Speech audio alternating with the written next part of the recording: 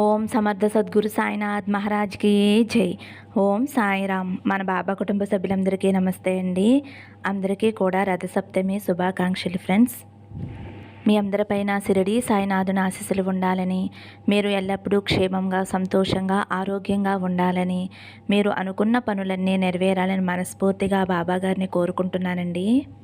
ఇంక ఈరోజు వీడియోలో మన బాబాగారి సందేశం అండి. మన బాబాగారు ఏమంటున్నారంటే, తల్లి నువ్వు వినాలి అనుకున్న శుభవార్త చెబుతాను. నేను చెప్పేది 2 నిమిషాలు వినమ్మా, నీ మనసుకి ఎంతో సంతోషం కలుగుతుంది తల్లి అని అయితే మన బాబాగారు మనందరి కోసం ఒక మంచి సందేశం తీసుకువచ్చారండి.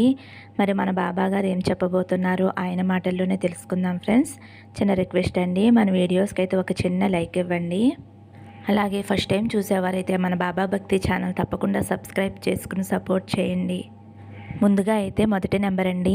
ఫస్ట్ నెంబరు తాకిన నా బిడ్డ ఎవరైతే ఉన్నారో, తల్లి ఎన్నో కష్టాలను బాధలను సమస్యలను ధైర్యంగా ఎదుర్కొని గెలుపు రాకపోయినా కష్టాలు తీరకపోయినా ఎప్పటికైనా సరే నా బాబా తండ్రి నాకు సహాయం చేస్తారు అని నా మీద నమ్మకంతో ఉన్నావు కదమ్మా. ఇప్పటి వరకు నువ్వు నడిచి వచ్చిన దారి నేను చూశానమ్మా. నిజంగానే నీవు ఇప్పటి వరకు నడిచిన దారి చాలా కష్టమైనది తల్లి. నిన్ను చూస్తే నాకు చాలా గర్వంగా ఉందమ్మా. ఎందుకంటే ఎంత కష్టం వచ్చినా సరే, ఎంత బాధ వచ్చినా సరే, సత్య మార్గాన్ని విడవకుండా న్యాయమైన మార్గంలోనే నడిచావు తల్లి. ఎటువంటి అడ్డదారిలోనూ నీ జీవితాన్ని ముందుకు సాగనివ్వలేదు. ఎలాంటి పరిస్థితుల్లోనూ కూడా చెడు మనుషులతోటి సావాసం చేయలేదు. చెడు మాటలు మాట్లాడలేదు. నీకు చెడు చేసిన వారిని కూడా శపించలేదు తల్లి నువ్వు. వారు నన్ను మోసం చేశారు అని ఆందోళన పడి బాధపడ్డావే తప్ప నాకు జరిగిన చెడే వారికి జరగాలి అని ఏనాడూ కూడా మనసులో అనుకోలేదు తల్లి. ఇతరులు చెడిపోవాలి అని నువ్వు కలలో కూడా అనుకోవు తల్లి. పాలలాంటి స్వచ్ఛమైన మనసమ్మ నీది. పంచదార లాంటి తియ్యటి గుణం తల్లి నీది. అందుకేనమ్మా నువ్వు నా బిడ్డవైనావు. నువ్వు ఈ బాబా బిడ్డవు కదా తల్లి. నిన్ను ఎంతో గొప్పగా ఆనందంగా చూసుకుంటానమ్మా. ఒక్కటి మాత్రం నువ్వు అర్థం చేసుకోవాలి తల్లి. ఎప్పుడూ కూడా నేను నీకు కష్టం ఇవ్వాలి అని అనుకోను. అనుభవాలు మాత్రమే ఇవ్వాలి అని అనుకుంటాను. నా వల్ల కాదు బాబా, నేను తట్టుకోలేకపోతున్నాను, ఈ కష్టాలు నేను భరించలేకపోతున్నాను అని అన్నప్పుడు నిన్ను నా చేతుల్లోకి తీసుకుంటాను తల్లి. నువ్వు ఎప్పుడు పిలిచినా సరే నేను పలుకుతానమ్మా. నువ్వు ఎప్పుడూ కూడా నా పిడికిలలోనే ఉంటావు. ఇప్పటి వరకు కూడా నువ్వు ఎన్నో శోధనను దాటి వచ్చావు. నీ కన్నీరు దుఃఖం అంతా ముగిసిపోయింది తల్లి. ఎప్పుడూ నేను ఒక మాట చెబుతూ ఉంటున్నాను కదమ్మా, కొంచెం ఓపిక పట్టు ఉండు తల్లి అని అంటున్నాను. బాబా నేను ఇంకా ఓపిక పట్టలేకపోతున్నాను.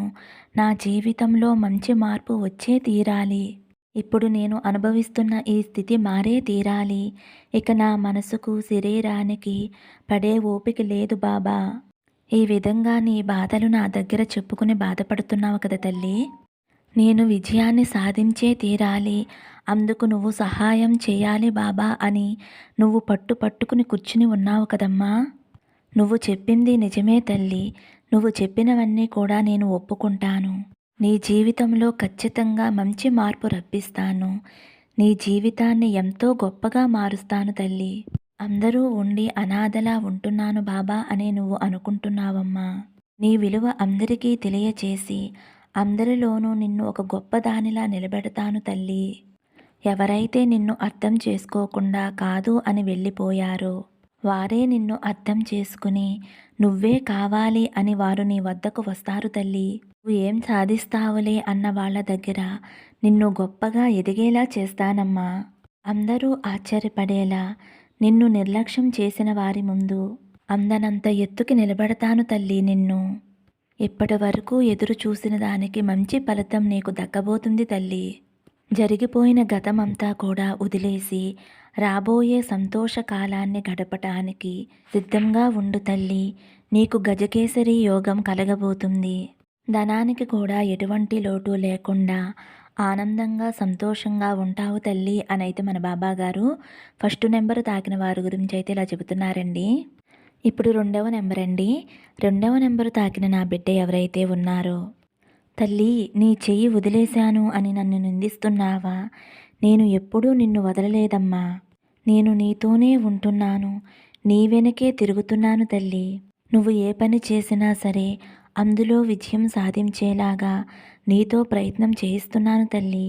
మరి అంతగా నాతో ఉంటే మరి నాకు ఈ బాధలు ఎందుకు బాబా అని నన్ను అడుగుతున్నావు కదా తల్లి. తల్లి, నేను నీతో ఉన్నంత మాత్రాన నువ్వు అనుభవించవలసిన కర్మలన్నీ వెళ్ళిపోతాయి అని నేను చెప్పట్లేదు కదమ్మా.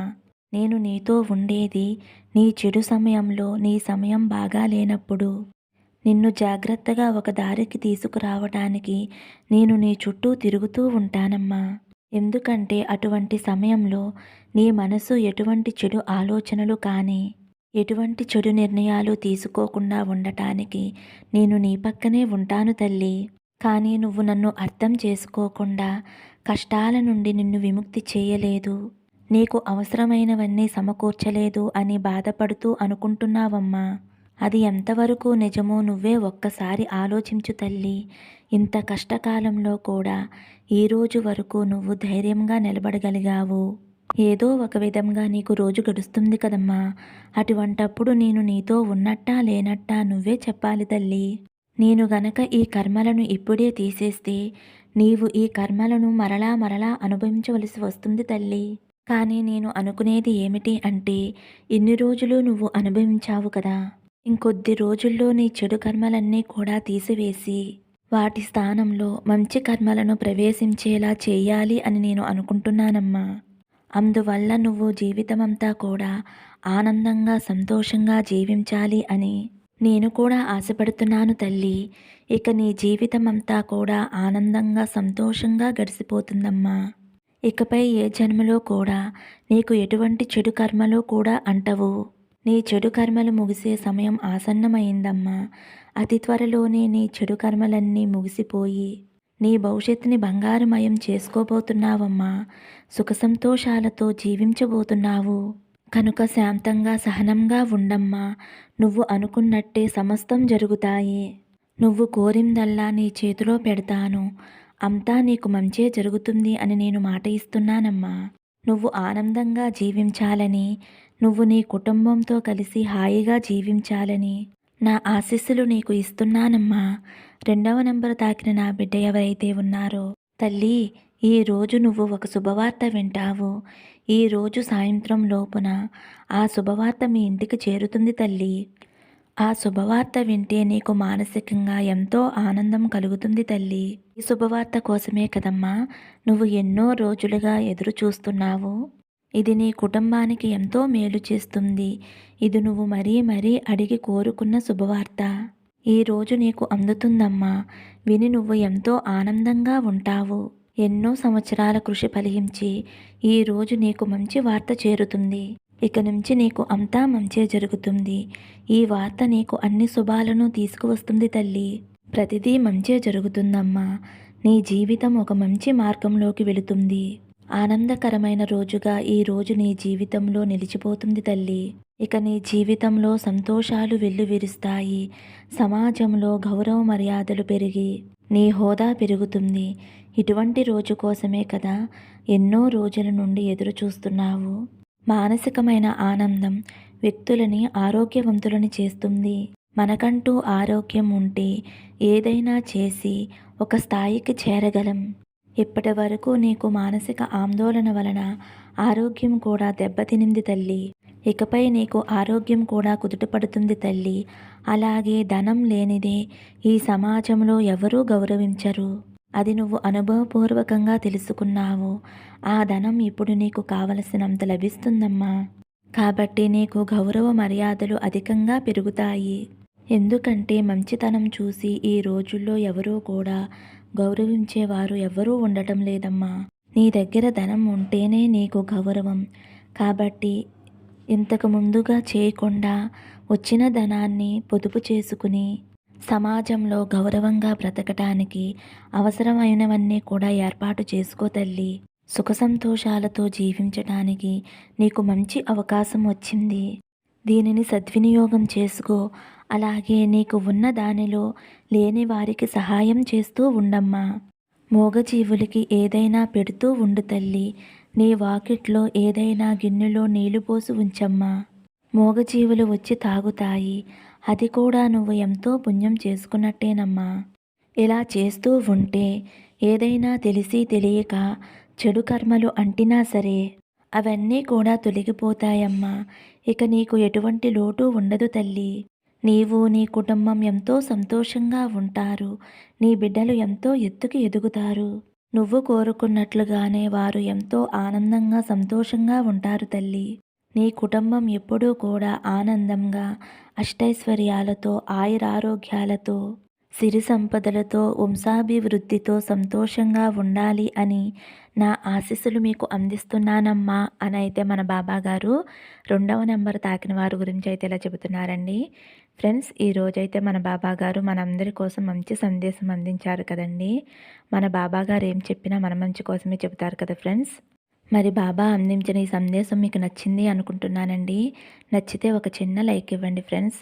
అలాగే ఫస్ట్ టైం చూసేవారైతే మన బాబా భక్తి ఛానల్ తప్పకుండా సబ్స్క్రైబ్ చేసుకుని సపోర్ట్ చేయండి. సర్వే జన సుఖినో భవంతు. సమస్తం సద్గురు సాయినాథార్పణమస్తు. శుభం భవతు. జై సాయిరామ్.